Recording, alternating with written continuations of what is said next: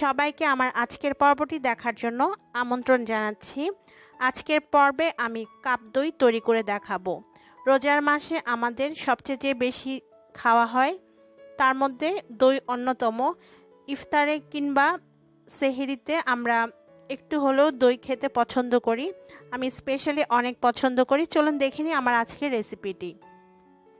দই তৈরি করার জন্য আমি 6 কাপ দুধ নিয়েছিলাম, আর এই 6 কাপ দুধকে জাল দিয়ে আমি 3 কাপ করে নিয়েছি। চুলার মিডিয়াম লো হিটে রেখে আমি দুধটাকে জাল দিয়ে 3 কাপ করে নিয়েছি। দেখতে পাচ্ছেন দুধটা অনেক বেশি ঘন হয়ে গিয়েছে। এখন আমি এর মধ্যে চিনি অ্যাড করব। তো 3 কাপ দুধের জন্য আমি চিনি দিচ্ছি হাফ কাপ পরিমাণ। এর চাইতে বেশি দিব না, কারণ এর চাইতে বেশি চিনি দিলে অতিরিক্ত মিষ্টি হয়ে যাবে, আর আমার অতিরিক্ত মিষ্টি দইটা খেতে ভালো লাগে না। এবারে আরও ভালোভাবে মিশিয়ে নিতে হবে, আর লো হিটে রেখে দুধটাকে আরেকটু জাল করে নিব। চলে আসলাম ক্যারামেল তৈরি করতে। চুলার লো হিটে রেখে আমি একটা প্যানের মধ্যে 1/4 কাপ চিনি দিয়ে দিয়েছি। এখন চিনিটা মেল্ট হয়ে যাওয়া পর্যন্ত অপেক্ষা করতে হবে। চুলার আঁচটা কোনো ক্রমে বাড়ানো যাবে না, অবশ্যই লোতে রেখে ক্যারামেলটা তৈরি করতে হবে। কিছুক্ষণ জাল দেওয়ার পর দেখবেন চিনিটা গলে গিয়ে এরকম লালচে কালার হয়ে যাবে। তখন আপনি একটা স্প্যাচুলা বা চামচ দিয়ে নাড়তে পারেন, আর নাড়তে নাড়তে দেখবেন আপনাদের চিনির কালারটা একদম চেঞ্জ হয়ে ব্রাউন কালার চলে আসবে। চুলার আঁচটা বাড়িয়ে দিবেন না, তাহলে কিন্তু ক্যারামেলটা পুড়ে কালচে হয়ে যাবে এবং দই তৈরি করার পর তিতা লাগবে।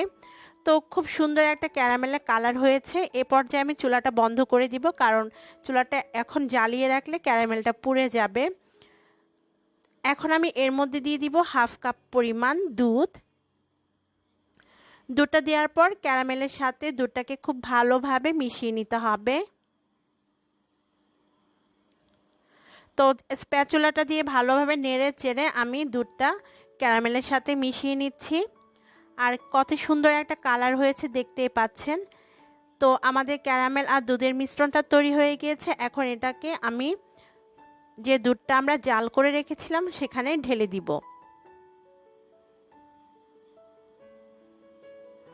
তো এখন আমি ক্যারামেলের মিশ্রণটা দুধে ঢেলে দিচ্ছি। তারপর লো হিটে রেখে আমি আরও 10 মিনিট দুধটাকে জাল করব। তো খুব ভালোভাবে দুধের সাথে ক্যারামেলের মিশ্রণটা মিশিয়ে নিতে হবে।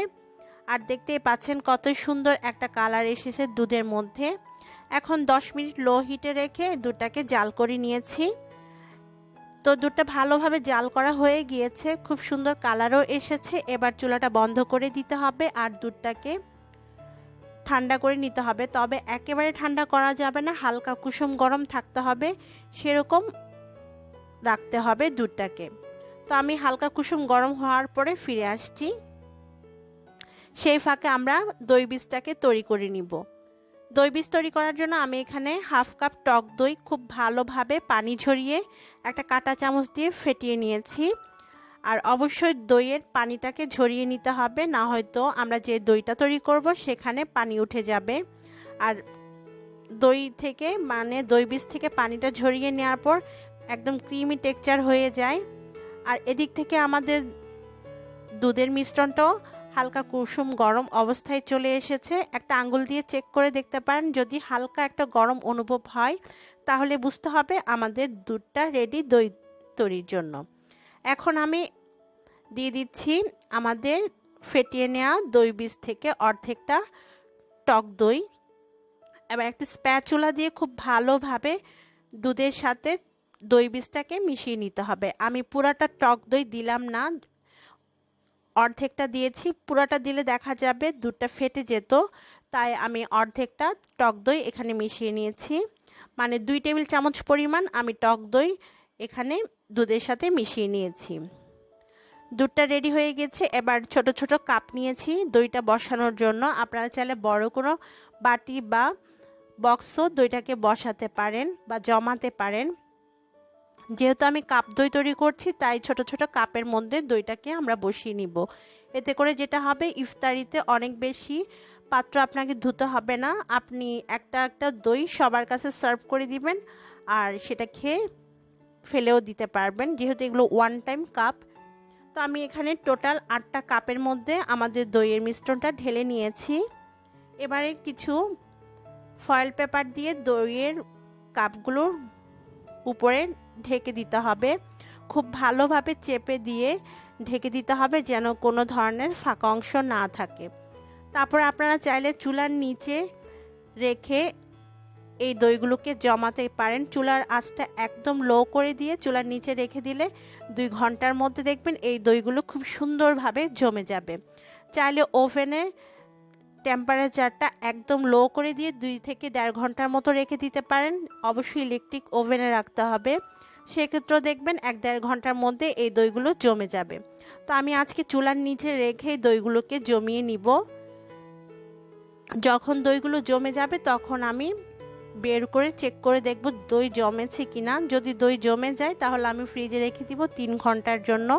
3 ঘন্টা পরে আমি দইগুলোকে বের করে আপনাদেরকে দেখাবো।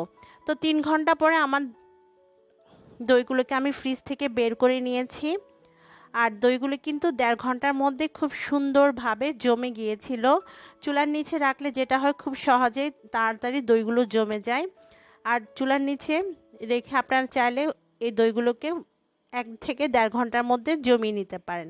দেখতে পাচ্ছেন কত সুন্দরভাবে দইটা বসেছে, একদম পারফেক্ট। তো আপনারা অবশ্যই ট্রাই করে দেখবেন। আর এই দইটা খেতে যে কতটা মজা সেটা আপনারা বানালেই বুঝতে পারবেন। একবার বানালে আপনারা কখনোই আর দই বাইরে থেকে কিনে খাবেন না, নিজেরাই বাসায় কষ্ট হলেও তৈরি করে নেবেন।